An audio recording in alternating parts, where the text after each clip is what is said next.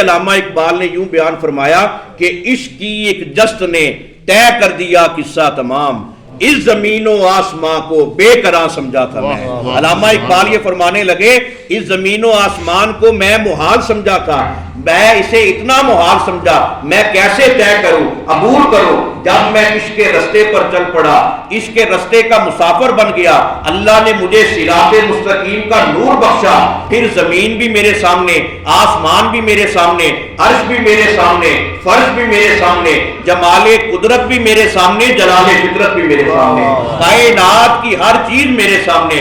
بس اللہ یہ چاہتا ہے اے میرے بندے تو میرا بن جا، ساری چیزیں تیری ہو جائیں گی۔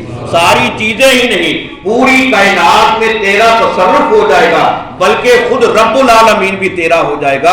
اور پھر جس کا رب ہو جائے، جس کا خالق ہو جائے، جس کا مالک ہو جائے، جس کا معبود بارک ہو جائے، اس کو دنیا میں کس چیز کی کمی رہ جائے؟